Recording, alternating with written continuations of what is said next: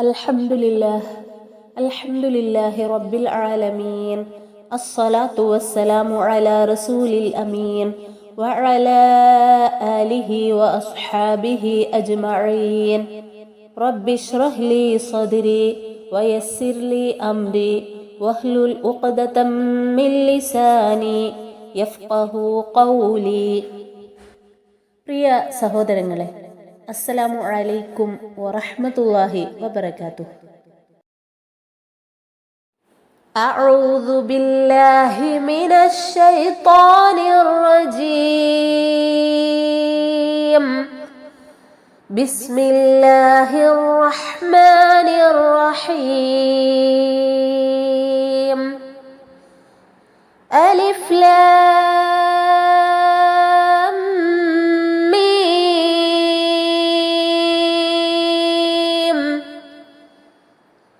അല്ലാഹു ലാ ഇലാഹ ഇല്ലാ ഹുവൽ ഹയ്യുൽ ഖയ്യൂം. نزل عليك الكتاب بالحق مصدقا لما بين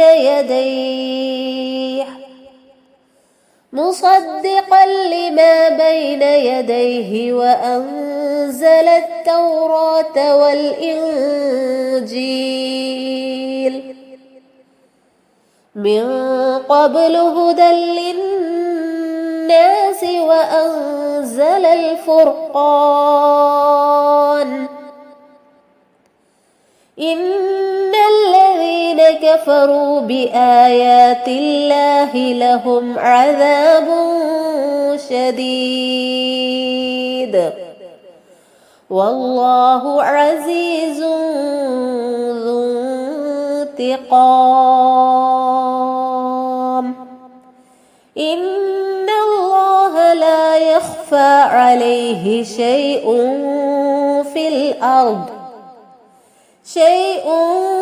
في الأرض ولا في السماء. هو الذي يصوركم في الأرحام كيف يشاء. لا إله إلا هو العزيز الحكيم. هو الذي أنزل عليك الكتاب منه آيات محكمات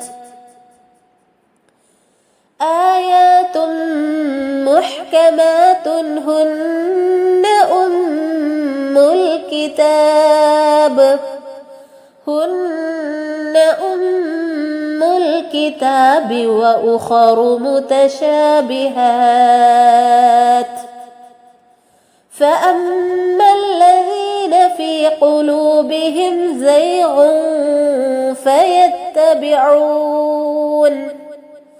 فيتبعون ما تشابه منه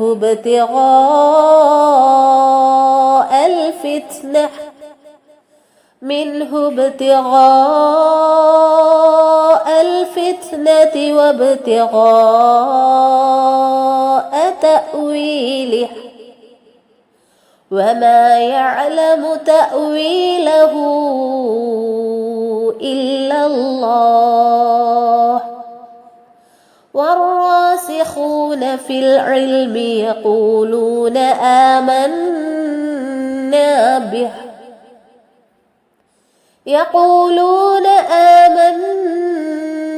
به كل من عند ربنا وما يذكر إلا أولو الألباب. ربنا لا تزغ قلوبنا بعد إذ هديتنا وهب لنا من لدنك رحمة إنك أنت الوهاب. ربنا إنك جامع الناس ليوم لا ريب فيه إن الله لا يخلف الميعاد. റബ്ബന, ഞങ്ങളുടെ രക്ഷിതാവേ, ഞങ്ങളുടെ നാഥ. ലാ തുസിഗ്, നീ തെറ്റിക്കരുതേ. ഖുലൂബന, ഞങ്ങളുടെ ഹൃദയങ്ങളെ. ഖൽബുൻ, ഹൃദയം. അതിൻ്റെ ജംആണ്, അതിൻ്റെ ബഹുവചനമാണ് ഖുലൂബ്, ഹൃദയങ്ങൾ. ഖുലൂബന, ഞങ്ങളുടെ ഹൃദയങ്ങളെ. ബഅദ, ശേഷം. ഇദ് ഹദൈതന, നീ ഞങ്ങളെ സന്മാർഗത്തിലാക്കിയതിന്. വഹബ് ലന, ഞങ്ങൾക്ക് നീ പ്രദാനം ചെയ്യുകയും വേണമേ. മില്ലദുൻക, നിന്റെ പക്കൽ നിന്ന്. റഹ്മതൻ, കാരുണ്യം. ഇന്നക അൻത, നിശ്ചയമായും നീ തന്നെ. അൽ വഹാബ്, വളരെ പ്രദാനം ചെയ്യുന്നവൻ, അങ്ങേയറ്റം ഔദാര്യമുള്ളവൻ. ഞങ്ങളുടെ റബ്ബേ, ഞങ്ങളെ നീ സന്മാർഗത്തിലാക്കിയ ശേഷം ഞങ്ങളുടെ ഹൃദയങ്ങളെ നീ തെറ്റിക്കരുതേ. ഞങ്ങൾക്ക് നിന്റെ അടുക്കൽ നിന്ന് നീ കാരുണ്യം പ്രദാനം ചെയ്യുകയും വേണമേ. നിശ്ചയമായും നീ തന്നെയാണ് അത്യധികം പ്രദാനം ചെയ്യുന്നവൻ, ഔദാര്യവാൻ. റബ്ബന, ഞങ്ങളുടെ റബ്ബേ, ഞങ്ങളുടെ നാഥ, ഞങ്ങളുടെ രക്ഷിതാവേ. ഇന്നക ജാമിഉ, നിശ്ചയമായും നീ ഒരുമിച്ച് കൂട്ടുന്നവനാകുന്നു. അന്നാസി, മനുഷ്യരെ. ലിയൗമിൻ, ഒരു ദിവസത്തേക്ക്. ലാ റൈബ, യാതൊരു സന്ദേഹവുമില്ല, യാതൊരു സംശയവുമില്ല. ഫീഹി, അതിൽ. ഇന്നല്ലാഹ, നിശ്ചയമായും അല്ലാഹു. ലാ യുഖ്ലിഫു, അവൻ ലംഘനം ചെയ്യുകയില്ല, അവൻ ലംഘിക്കുകയില്ല. അൽ മീആദ്, വാഗ്ദത്ത നിശ്ചയം. ഞങ്ങളുടെ റബ്ബേ, നിശ്ചയമായും നീ യാതൊരു സന്ദേഹവുമില്ലാത്തതായ ഒരു ദിവസത്തേക്ക് മനുഷ്യരെയെല്ലാം ഒരുമിച്ച് കൂട്ടുന്നവനാകുന്നു. നിശ്ചയമായും അല്ലാഹു വാഗ്ദത്ത നിശ്ചയത്തിന് എതിര് പ്രവർത്തിക്കുകയില്ല. തൊട്ടു മുമ്പുള്ള ആയത്തുകളിൽ പരിശുദ്ധ ഖുർആനിനെ കുറിച്ച് പറഞ്ഞു.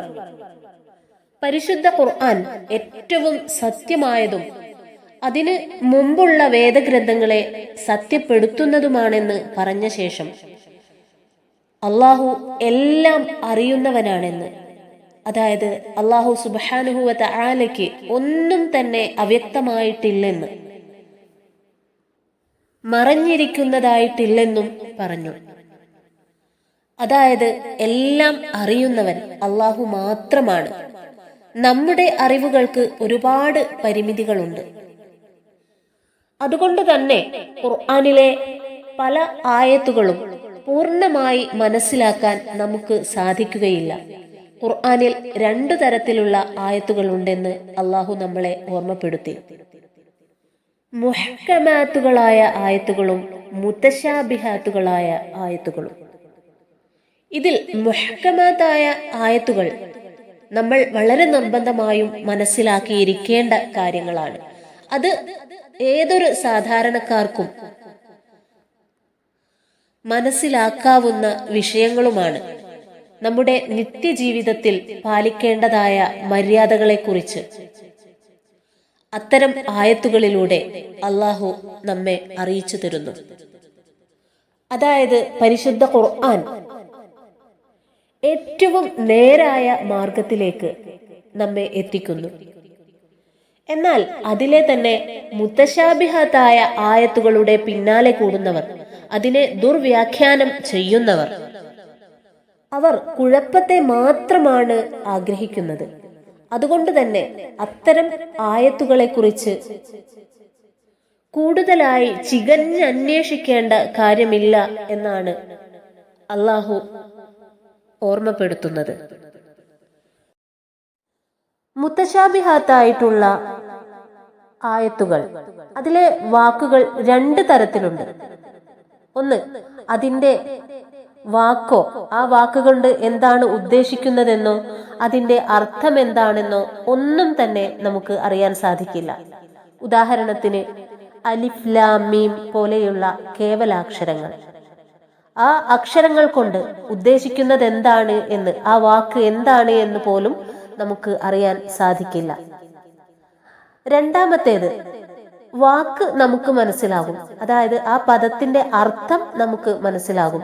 പക്ഷെ അതുകൊണ്ടുള്ള ഉദ്ദേശം, അതിന്റെ ആശയം എന്താണ് എന്ന് കൃത്യമായി നമുക്ക് മനസ്സിലാക്കാൻ സാധിക്കില്ല. ഉദാഹരണത്തിന് കുർസിയുഹു എന്ന് അള്ളാഹുവിന്റെ സിംഹാസനത്തെ കുറിച്ച്, അള്ളാഹുവിന്റെ ഇരിപ്പിടത്തെ കുറിച്ച് ഖുർആനിൽ നമുക്ക് കാണാം. പക്ഷേ ആ വാക്കിന്റെ അർത്ഥത്തിനപ്പുറത്തേക്ക് അത് എങ്ങനെയാണ് എന്നുള്ളത് നമുക്ക് പൂർണ്ണമായി മനസ്സിലാക്കാൻ സാധിക്കില്ല. ചില ആയത്തുകൾ കാലഘട്ടത്തിനനുസരിച്ച്, അതായത് മനുഷ്യന്റെ അറിവുകൾ വർദ്ധിക്കുന്നതിനനുസരിച്ച് കൂടുതൽ വ്യക്തമായി കൊണ്ടിരിക്കും. സൂറത്തു യാസീനിൽ സൂര്യന്റെ ചലനത്തെക്കുറിച്ച് അള്ളാഹു പറയുന്നു, വശംസു തജ്രി ലിമുസ്തഖറിൻ ലഹാ ذلك تقدير العزيز العليم. സൂര്യൻ അതിൻ്റെതായ ഒരു താവളത്തിലേക്ക് അഥവാ നിശ്ചിത അതിർത്തിയിലേക്ക് ചലിച്ചുകൊണ്ടുമിരിക്കുന്നു. അത് സർവജ്ഞനായ പ്രതാപശാലിയായുള്ളവൻ വ്യവസ്ഥ ചെയ്ത് കണക്കാക്കിയതാണ്. ആകാശത്തിലേക്ക് നോക്കുമ്പോൾ സൂര്യൻ കിഴക്ക് ഉദിക്കുന്നു, എന്നിട്ട് പടിഞ്ഞാറ് അസ്തമിക്കുന്നു. ഇതാണ് സൂര്യന്റെ ചലനം എന്നായിരുന്നു ആദ്യ കാലഘട്ടത്തിലെ ജനങ്ങൾ മനസ്സിലാക്കിയിരുന്നത്. എന്നാൽ അതിനുശേഷം സൗരയൂഥത്തെക്കുറിച്ച് മനുഷ്യൻ കൂടുതൽ അറിവുകൾ നേടി. സൂര്യന് ചുറ്റും വലം വയ്ക്കുന്ന ഗ്രഹങ്ങളെക്കുറിച്ച് ശാസ്ത്രലോകം കണ്ടെത്തി. സൂര്യന് ചുറ്റും ഭൂമി കറങ്ങുന്നത് കൊണ്ടാണ് രാവും പകലും ഉണ്ടാകുന്നത് എന്ന് ശാസ്ത്രജ്ഞന്മാർ കണ്ടെത്തി. സൂര്യൻ ചലിക്കുന്നില്ല, ഭൂമിയാണ് ചലിക്കുന്നത് എന്നായിരുന്നു അന്നത്തെ കണ്ടെത്തൽ. അന്നത്തെ ആ കണ്ടെത്തലിലൂടെ ഈ ആയത്തിനെ കുറിച്ച് കൂടുതൽ സംശയങ്ങൾ ഉയർന്നു. ഈ ആയത്ത് തികച്ചും അബദ്ധമാണെന്ന് ചിലർ വാദിച്ചു. എന്നാൽ പിന്നീട് സൂര്യന്റെ ചലനത്തെക്കുറിച്ചും ശാസ്ത്രലോകം കണ്ടെത്തി. അപ്പോൾ ഈ ആയത്ത് ഒന്നുകൂടി വ്യക്തമായി കൃത്യമായി നമുക്ക് മനസ്സിലായി. ഇതിൽ നിന്നും ഒരു കാര്യം നമുക്ക് മനസ്സിലാക്കാം. മനുഷ്യൻ കണ്ടെത്തുന്ന ശാസ്ത്രീയമായ അറിവുകൾ അത് ഖുർആനിനോട് ചേർന്ന് വരികയാണെങ്കിൽ അത് നമുക്ക് കൂടുതൽ മനസ്സിലാക്കാം, അതിനെക്കുറിച്ച് നമുക്ക് കൂടുതൽ ആ അർത്ഥത്തിൽ വ്യാഖ്യാനിക്കാം. പക്ഷേ ഖുർആനിൽ നിന്നും വ്യത്യസ്തമായി കണ്ടെത്തുന്ന ശാസ്ത്രീയ സത്യങ്ങൾ, അതിൽ അപാകതയുണ്ടെന്നും നമുക്ക് മനസ്സിലാക്കാം. ഒരുപക്ഷെ നാളെ ഇതേ കാര്യങ്ങൾ മറ്റൊരു രീതിയിൽ ശാസ്ത്രലോകം കണ്ടെത്തിയേക്കാം. അത് ഏറ്റവും യഥാർത്ഥമായ അറിവുകളാണെങ്കിൽ ആ അറിവുകൾ ഖുർആനിനോട് യോജിക്കുന്നതായിരിക്കും. അള്ളാഹു നൽകിയ അറിവിൽ അടിയുറച്ചവർ പൂർണ്ണമായും അള്ളാഹു പറഞ്ഞ അതേ രൂപത്തിൽ അവരത് അനുസരിക്കും. ഒരു പക്ഷേ അവർക്ക് വ്യക്തതയില്ലാത്ത കാര്യങ്ങളും അതിലുണ്ടാകാം. എങ്കിലും അള്ളാഹു സുബ്ഹാനഹു വ തആല പറഞ്ഞതാണ് എന്ന ഒറ്റ കാരണത്താൽ അവരത് പൂർണ്ണമായും വിശ്വസിക്കുന്നു. ഇങ്ങനെ ഏറ്റവും നേരായ മാർഗം പരിശുദ്ധ ഖുർആനിലൂടെയും തിരുസുന്നത്തിലൂടെയും മനസ്സിലാക്കിയ ആളുകൾ അവർ പ്രാർത്ഥിക്കും, ഞങ്ങളുടെ റബ്ബേ, ഞങ്ങൾക്ക് നീ ഹിദായത്ത് നൽകിയിട്ടുണ്ട്.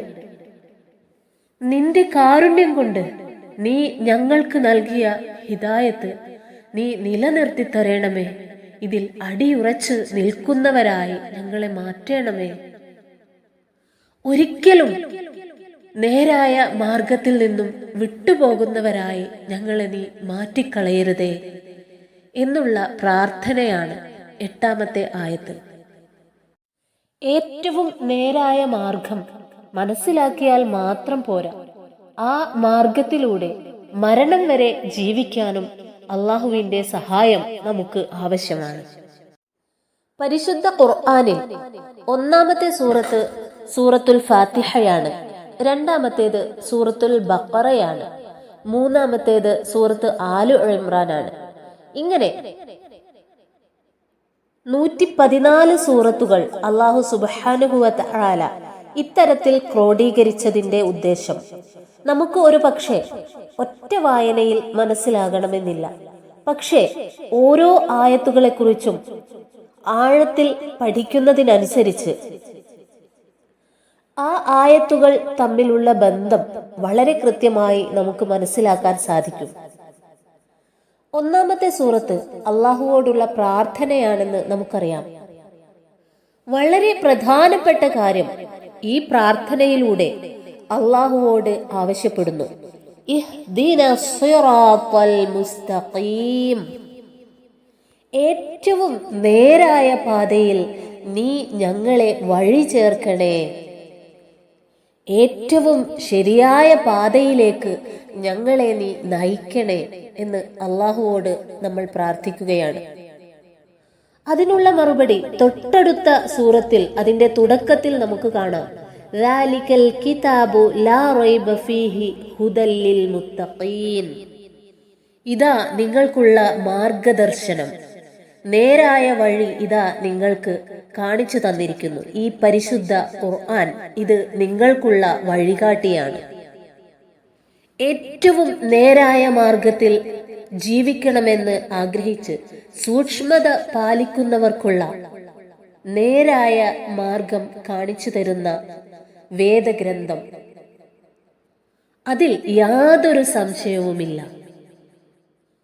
പരിശുദ്ധ ഖുർആനിലെ മുഹ്കമാത്തായ ആയത്തുകൾ മതിയാകും ഒരു മനുഷ്യന് ഏറ്റവും നേരായ മാർഗത്തിൽ ജീവിക്കാൻ. അള്ളാഹുവിന്റെ തൃപ്തിക്കു വേണ്ടി ഏറ്റവും നേരായ മാർഗത്തിൽ ജീവിക്കാൻ നമ്മൾ ആഗ്രഹിച്ചു, അതിനായി നമ്മൾ പ്രാർത്ഥിച്ചു. ഓരോ ദിവസവും 5 സമയങ്ങളിൽ നിർബന്ധ നമസ്കാരങ്ങളിൽ അള്ളാഹുവോട് ഹിദായത്തിനായി നമ്മൾ ചോദിക്കുന്നു സൂറത്തുൽ ഫാത്തിഹയിലൂടെ. ആ പ്രാർത്ഥനയ്ക്ക് ഉത്തരം അള്ളാഹു സുബ്ഹാനഹു വ തആല നമുക്ക് നൽകി കഴിഞ്ഞിട്ടുണ്ട് പരിശുദ്ധ ഖുർആനിലൂടെ.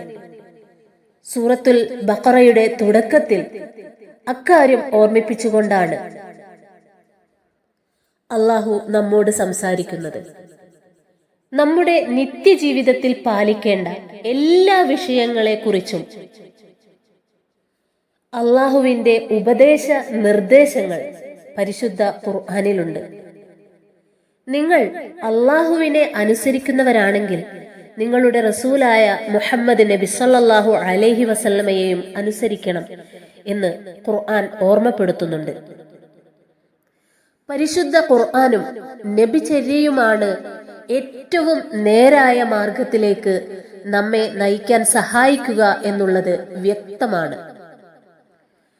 ഏറ്റവും നേരായ മാർഗം അള്ളാഹുവോട് നമ്മൾ ചോദിച്ചു. ആ മാർഗം നമ്മുടെ റബ്ബ് നമുക്ക് കാണിച്ചു തന്നു. ആ മാർഗത്തിൽ നമ്മൾ എത്തിപ്പെട്ടു. പക്ഷേ അവിടെയും വീണ്ടും നമ്മെ അള്ളാഹു ഓർമ്മിപ്പിക്കുന്നത് ആ മാർഗത്തിൽ ഉറച്ചു നിൽക്കാൻ വേണ്ടി വീണ്ടും അള്ളാഹുവിന്റെ സഹായം ആവശ്യമുണ്ട് എന്നുള്ളതാണ്. അതിനായിട്ടുള്ള പ്രാർത്ഥനയും നമുക്ക് നിരന്തരം അത്യാവശ്യമാണ്. നമ്മുടെ റബ്ബിന്റെ കാരുണ്യമാണ് നമ്മൾ ഈ പ്രാർത്ഥനയിലൂടെ ചോദിക്കുന്നത്. അത് മറ്റൊന്നിനും വേണ്ടിയല്ല, നമുക്ക് ലഭിച്ചിരിക്കുന്ന ഹിദായത്തിൽ ഉറച്ചു നിൽക്കാൻ വേണ്ടി, ആ ഹിദായത്തിൽ നിന്നും മാറിപ്പോകാതിരിക്കാൻ വേണ്ടി. നമുക്ക് ലഭിച്ച ഹിദായത്തിൽ ഉറച്ചു നിൽക്കാൻ കഴിഞ്ഞില്ലെങ്കിൽ നാളെ പരലോകത്ത് പരാജയപ്പെട്ടു പോകുന്നവരാകും. മരണാനന്തരം നമ്മയെല്ലാം അള്ളാഹു ഒരുമിച്ച് കൂട്ടും എന്നുള്ളതിൽ യാതൊരു സന്ദേഹവുമില്ല, യാതൊരു സംശയവുമില്ല. ജാമ്യ, ഒരുമിച്ച് കൂട്ടുന്നവൻ, മാലിക് യൗമിദ്ദീൻ, പ്രതിഫല ദിവസത്തിന്റെ ഉടമസ്ഥനായവൻ. അങ്ങനെയൊരു ദിവസം ഉണ്ട് എന്നുള്ളതിൽ യാതൊരു സന്ദേഹവുമില്ല, യാതൊരു സംശയവുമില്ല. ആ ദിവസത്തെക്കുറിച്ചുള്ള വാഗ്ദത്തം അള്ളാഹു നിറവേറ്റുക തന്നെ ചെയ്യും. അതിൽ യാതൊരു ലംഘനവും വരുത്തുകയില്ല. നമുക്കും നമ്മുടെ കുടുംബത്തിനും കാരുണ്യവാനായ റബ്ബ് ഹിദായത്ത് നൽകി അനുഗ്രഹിക്കട്ടെ. ഹിദായത്തിൽ ഉറച്ചു നിന്നുകൊണ്ട് മരണം വരെ ജീവിക്കാനും കാരുണ്യവാനായ റബ്ബിന്റെ സഹായം നമുക്കേവർക്കും ഉണ്ടാവട്ടെ. ربنا تقبل منا إنك أنت السميع العليم وتب علينا إنك أنت التواب الرحيم.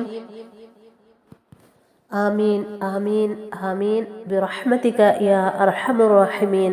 وآخر الدعوانا أن الحمد لله رب العالمين. السلام عليكم ورحمة الله وبركاته.